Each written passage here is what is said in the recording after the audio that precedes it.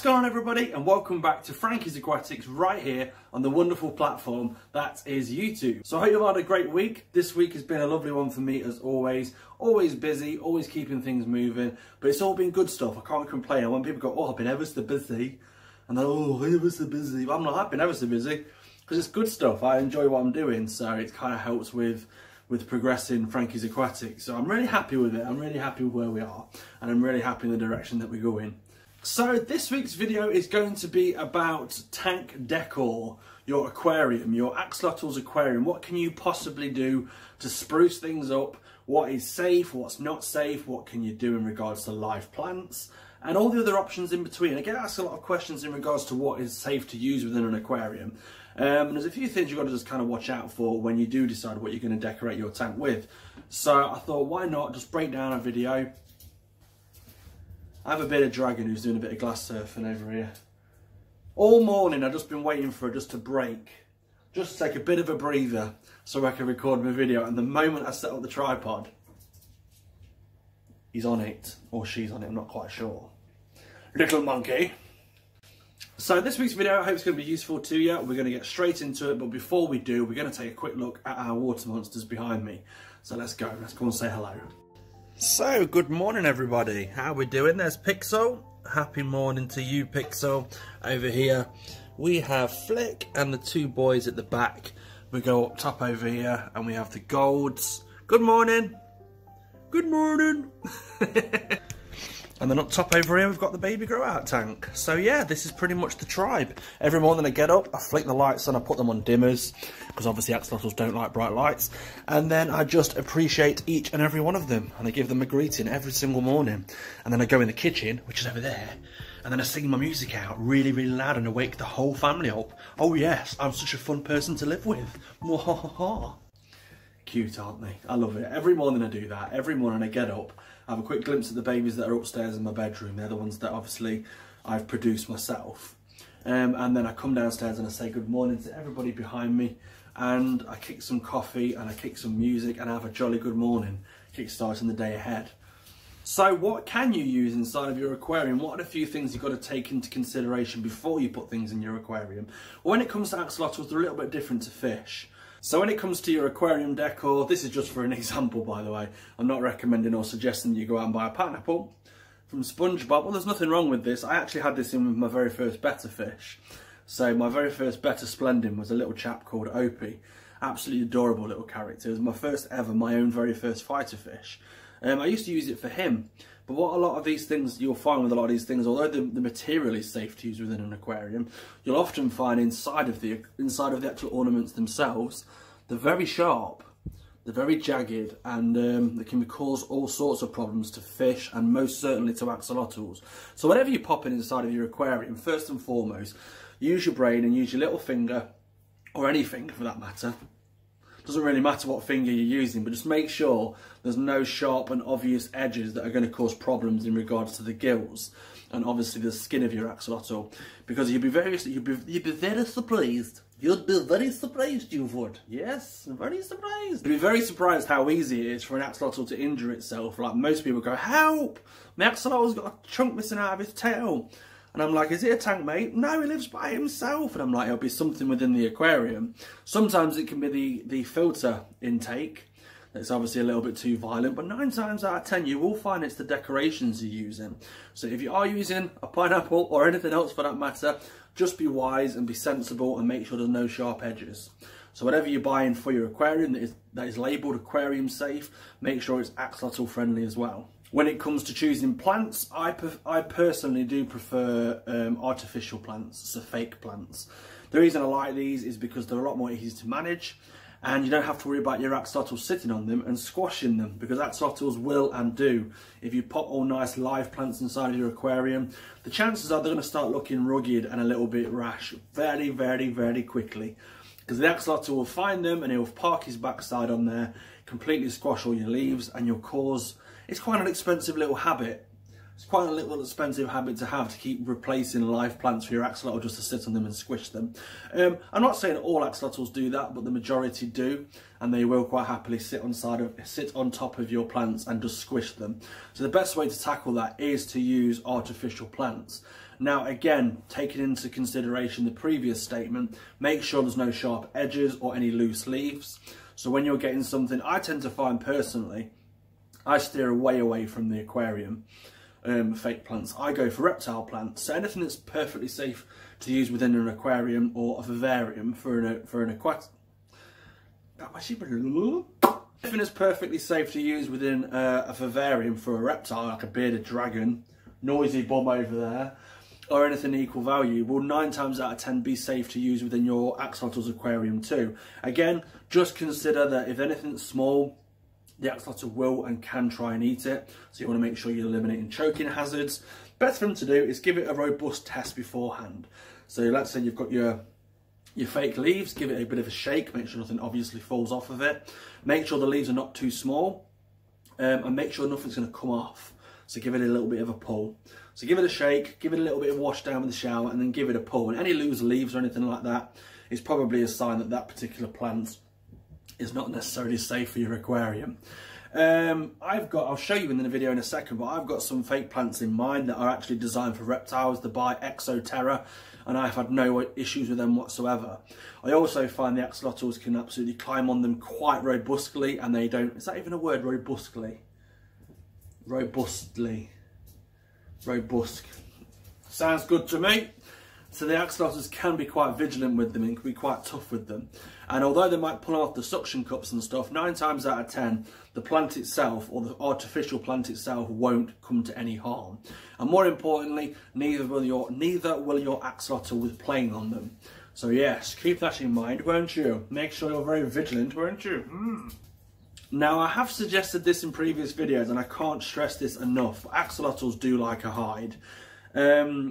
Again, there's many aquarium ones that are out there, but you have to, I'm just literally repeating myself with every step here, but just take into consideration the last step. Make sure there's nothing too sharp, make sure they're going to be safe. Again, I go straight for the reptile section when it comes to hides for axolotls. I use the Exoterra, I think they're advertised as gecko hides, I believe. They do work great as gecko hides, but just bearing in mind with this particular model, there's 2 versions of it, and I've learnt this myself. There's an earlier version which is made of more of like a tough, robust plastic. It's not so porous. And then there's a second version which they've made since, it's the newer version, which does seem to be quite porous, and it does seem to absorb quite a lot of water. Now, short term, there's no really wrong with that. It's not going to do any long-term damage. It's not going to like seep out into the water. I've tried and tested them myself. They're perfectly safe on that respect. My only concern is it might not last you nearly as long as the original one. So while the original one's a bit more heavier and it's a bit more shiny and it's got a bit more of a finished feel to it, the newer ones are a little bit more porous, a little bit more a bit rougher. Feel a little bit more like a rough sandpaper. Although they don't do any harm to your axolotl either. I'm just saying over time it will absorb a little bit of water, I guess, but it probably won't last you nearly as long as the original one. So if you're in the pet store and you've seen that hide, you'll probably know what I mean by checking out and comparing the two anyway. There is obviously also other hides too. It doesn't have to be designed for an animal. It doesn't have to be designed for an aquarium. It doesn't even have to be designed for a reptile. You can use ceramic pots and anything like that. I've seen people use teapots, but obviously good sized teapots. And obviously if you've got any silicone, maybe fill in the nozzle if your axolotl is still small, so you don't want him like escaping or getting himself stuck in the nozzle of the kettle or the teapot, not the kettle, teapot. It is right now. You can use cups, you can use big mugs, they work great too. And you can also buy ceramic vases too. Sainsbury's actually sold these and I've recommended them to a few people who have picked them up. They reduced them all to like £4, like a big ceramic pot like that, and I actually have one in with the boys and they all love it. It's great, it works great as a hide. It's obviously going to hopefully withstand the test of time, and it looks nice in there too. So be creative, just be sensible what you're putting in there. If you're ever unsure about anything for whatever reason, the big one is, will it pollute the water? Will it taint the water? The easiest way to do that, or to check that, is keep it in water. Set yourself an empty bowl or an empty tank up, fill it up with water, pop whatever you're trying to recommend or test in there, and see how it is in a couple of weeks' time. But everything I've tried and tested, common sense kind of comes into play, if I'm quite honest. If you're a little bit unsure about something, then test it. Google it, ask advice about it, even ask me about it. But if it's something that you're fairly sure of and your brain's telling you, yeah, you know what, it's going to cause no harm to my axolotl, there's no real reason as to why it should cause any harm to the water, then it should be safe. But always be better to be safe than sorry. Oh yes. And another thing you can do is, obviously you've got the substrate option. This is a question that I get asked very, very frequently. And I think it's because I'm so flippant with it myself. A lot of people go, I've watched your videos, and in your earlier ones you stress the importance of having a bottomless tank. But in your new videos, I have noticed that you now have sand in there. What's the deal? So for me, there's two things you got to consider. Two big things you have to consider when it comes to substrate or no substrate. When you cut away and you whittle it down and you know that you have to use a fine sand, I've stressed it so many times in my previous videos, but it really is important. Now the reason it's so important is if anything gets digested by mistake, i.e. when feeding or when being curious and they swallow like pebbles and stones and stuff like that, it can cause impaction. Now 9 times out of 10, if an axolotl swallows something it shouldn't, as long as it isn't ridiculously huge, it can pass it through its obviously its bowels and it will release it when it poops. But on occasion, if that's continuously happening, it can build inside of the gut and cause all sorts of problems, and they can be quite fatal as well. And by quite fatal, I mean very fatal, where unfortunately your axolotl won't make it. I've seen some absolute horror stories. It's very easily overlooked because most pet stores will go, yeah, just buy what you want, chuck gravel in there if you like, all nice colours and stuff, just buy it, chuck it in, it's alright, yeah. The truth is, it's not okay. There is a horrible video going around online. I say horrible, it's just pretty graphic, of an axolotl getting itself rescued, having a stone removed from its mouth with a big pair of tweezers by a vet, and pretty graphic to be fair, but it just shows you that if an axolotl can fit something inside of its mouth, you best believe at some point or another it will try and do so. They're curious little creatures, they really are. If you pop your finger in there and they've just been fed, they'll still come up and have a go at your finger. It's just how they're wired. They're amazing creatures, but you have to look out for them the best you possibly can, and that's why when it comes to substrate you have to be very wise on what you choose. Do I prefer bottomless still? I probably still do, if I'm honest with you. The only reason I go for sand is I think it gives more of a finished appearance, if I'm completely honest. But do I prefer bottomless? I probably still do. The main reasons for this is it's very easy to keep clean. You can see poop straight away. It doesn't get hidden within the substrates, and you can go around with your little turkey baster cleaning it all up. It's really easy to keep on top of, and it just looks more clean and more flush. Again, the only reason I use sand is, for one, I got it on a really good deal and I couldn't really refuse, so I went a bit crazy and I put everybody onto sand. But if truth be told, it's personal preference. Do you want to use a substrate? Yes, if you do, then definitely use a fine sand. Yes, fine sand all the way, like Blackpool Beach without the rubbish. And another little thing you can do, this is mainly for us rather than the axolotls themselves, but you can also paint the back of your aquariums. I've done this with this one and the one below it. When they were kept upstairs, they were against a white wall, and obviously I kept Lucy's in them at the time, the cystic types, and they were a little bit tricky to see. With my poor vision, they were a little bit tricky to see it on occasions. So I took a little bit of advice from Joey, the king of DIY, one of my favourite fish tubers actually, and he was on about painting, rather than using the plastic sheets that you can buy and stick on with tape and various other techniques, he actually suggested painting the back of them. You have to buy a special sort of glue. I can't remember. Glue? What am I saying glue for? I've said it twice now. I mean paint. So yeah, he actually recommended painting the back of the aquarium rather than just using the other kind of options that you've got. There's a special sort of paint you've got. I can't remember the name of the paint or what type of paint is on the top of my head, so I will ping the information up here. But it's really good. It's really easy as well. You sometimes have to give it a couple of coats to get the finished look. And not only that, let's just say tomorrow I wake up and go, I don't want that blue anymore. It comes off. I've not had to take it off yet. But apparently, according to Joey, it comes off really easy with a razor blade. So I'm guessing you just splash loads of hot water over it and then you just scrape it off with a nice razor blade. So it is beneficial in that respect too. I haven't needed to change them as of yet because I'm quite happy with them. I like the blue, if I'm completely honest. I like it a lot. And but it does help if you've got a light coloured axolotl in there and you've obviously got a light background. It will help your axolotl stand out. Not only that, I've got a mixture of everything in the grow out tank up here. And a nice blue background with a little bit of light, I can see them beautifully. And that's with me, and I've got really bad vision, really bad. So yeah, it does definitely help, but it's more to do with benefiting the keeper rather than the axolotl, so keep that in mind too. Glass jars for the win. Always recommend glass jars. I do stress the importance of them. The only reason I stress them so heavily is they do serve the purposes of a hide for the axolotl. So they add a little bit of comfort and security to the axolotl himself when they're hiding inside of it. But the beauty of it is obviously we can still see them. So they're not completely hidden where you're like, where are they? Where are they? I can't see them. Can't see nothing in there. Your fish is hiding again. Not a fish. It's not a fish. You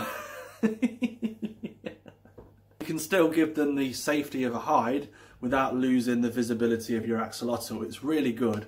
They're really good, and axolotls do take to them. And most of the people that I've recommended them to, that have tried them, have come back and gone, yeah, you're right, it does work.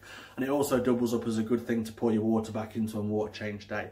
You can also add tank enrichment in the form of different decorations, different plants, different colours. You can add hammocks in there. Hammocks, they absolutely love hammocks. Again, reptile hammocks is what I use. They absolutely adore those. They're only about £3 a piece online at the moment, so really cheap and cheerful. They come with little suction cups which will stick underwater too. I can confirm that as well. They do like them, although sometimes I do find they take a little bit of time to adjust to them. Some will instantly go to them and just bask on the nice new hammocks, whereas others are a little bit more curious of them and won't go straight to them. But when they do take to them, they do take to them very well. You can also use soap dish holders that have suction cups on them, the plastic ones that you can buy off eBay, I believe. Again, £2 to £3 a piece. You can get them in different shapes and sizes. They stick to the side of your aquarium. They will use them as a little bit of a shelf to sit on as well. A bit like a hammock, I suppose. There's a lovely lady and a very, very passionate axolotl keeper on Instagram who is known as Life with Axes. Absolutely adorable person, has a heart of gold when it comes to caring for her axolotls, and she's got a real keen eye for plants as well, which has kind of scratched my itch for plants too. Lovely lady, and she uses all different sorts of things. She's always switching the tank up to keep them, obviously, to keep them mentally stimulated, and she's always switching things around in the tanks. She bought one of those little balls that you can get for, I think they're for hamsters and dogs and stuff. Little small balls, you can put treats inside of them.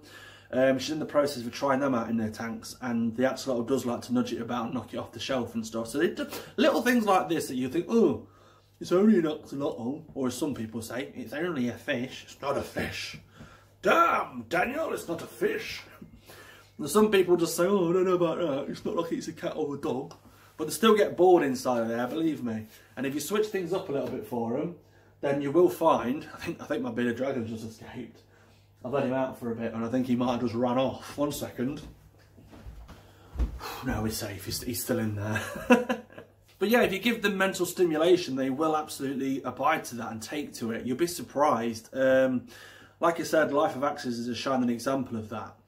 They're very clever. They're a lot more smarter than people give them credit for. Or not people in general, but most people. A lot of people just mistake them as fish and kind of label them as a fish. And fish are simple. Fish have got short-term memory loss. Fish are this. And he said shish. Shish are this and shish are that. They're just limited, but they're not. They're very clever. They can learn their owner's face. They can learn routine. You can train them.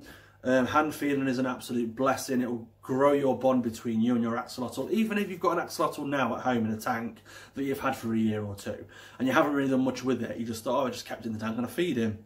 If you start today and you start hand feeding him and learning him that when you're about and you're in his tank, it means that you're there for a good reason, i.e. to feed him, I can guarantee you now you can teach an old axolotl new tricks.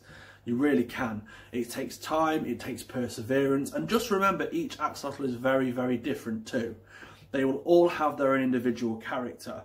It's not one size fits all when it comes to axolotls. It's really not. Some people like to think it is. A lot of people do it with reptiles too. Like one answer fixes everything. It doesn't. Get to know your axolotl.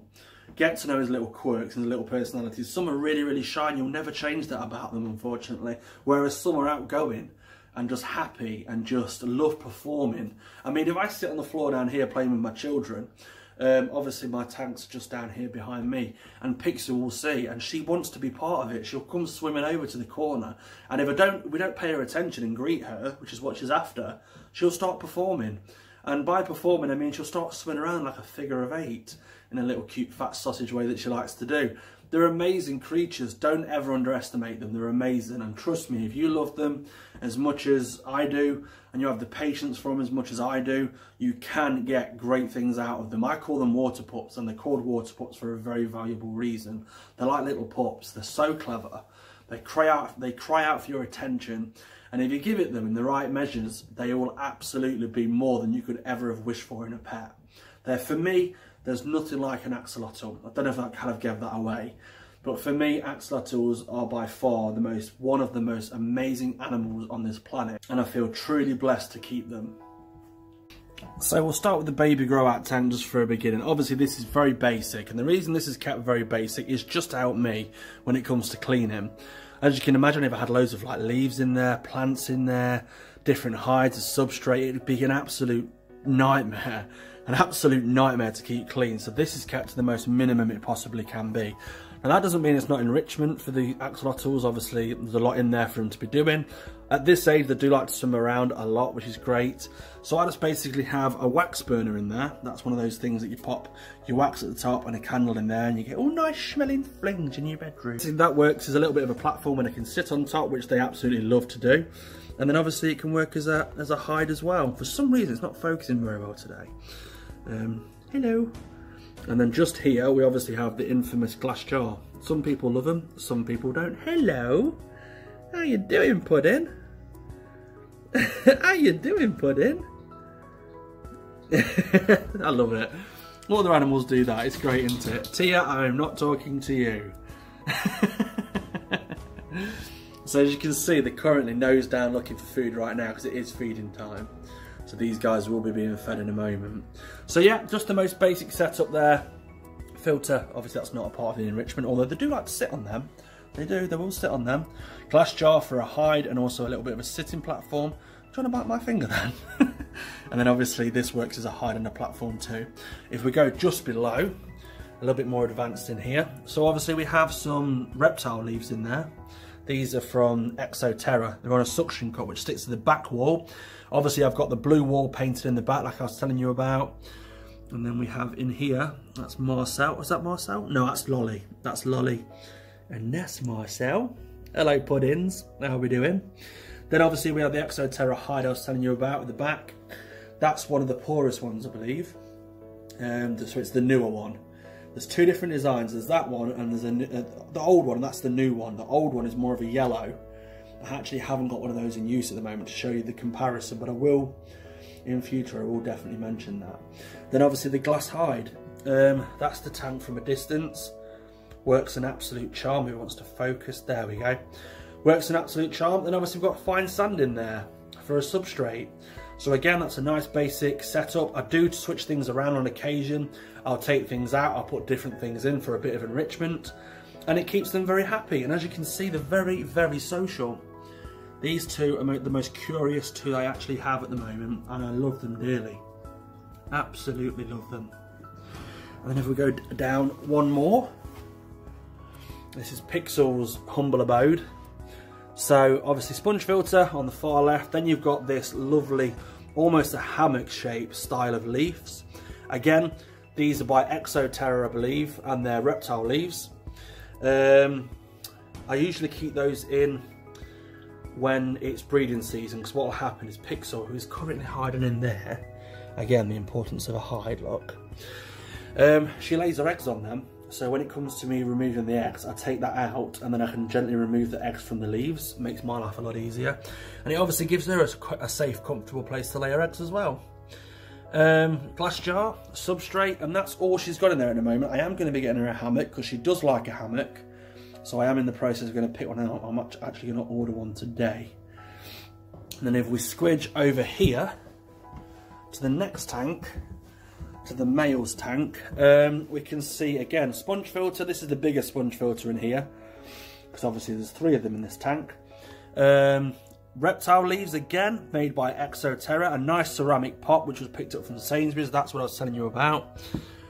Works an absolute charm. It's of a really good size. They can all comfortably, I've noticed all 3 of them sleeping there at once before, which is quite cute. What else have we got in there? A glass jar, the infamous glass jar again. And in this one, if we go right the way over, we do have the hammock in this one. So there we go, we have the hammock in there as well. Again, fine sand substrate, glass jar, reptile leaves and a nice pot, ceramic pot hide. And they all love it in there. So there's Buddy, there's Buddy. At the back over there, Flixel. And at the very back, just behind the jar over there, I don't know if you can see, we have Flick. And that is it, that sums up this week's video. Thank you all so much, by the way, for your constant feedback in your comment sections. Thank you all for your emails, for your messages, for your comments, for your likes, for your shares. You've been absolutely amazing. Your support has been tremendous. And I know I say this a lot, but I genuinely do mean it. I've recently managed to get myself onto Google. It's been a long process. It's been very hard to get myself verified on there. 3 months of back and forth conversation, I am finally verified on there. So I'm officially on Google. So if you search me on Google and go to Maps, I'll pop up on there. My business page will be on there. It's very basic at the moment, but what I'm telling you for is if you could all just jump on over there, and if you have had a good experience with me in regards to advice, if you're happy with the purchase you might have made from me from one of my AXOLOTLs, leave me a review. It'll really help me jump up in the rankings and hopefully help my Google business page kind of expand. Now, if you haven't done so already, please be sure to hit that like button. It just lets me know that I'm doing content that you actually enjoy. Also hit the subscribe button and that will keep you in the loop as when I upload. And also ding the notification bell, although I know they can be a little bit iffy. Sometimes they work, sometimes they don't. I know that myself. But thank you all for stopping by and checking out this week's video. And until next time, ta-ta for now. Woohoo!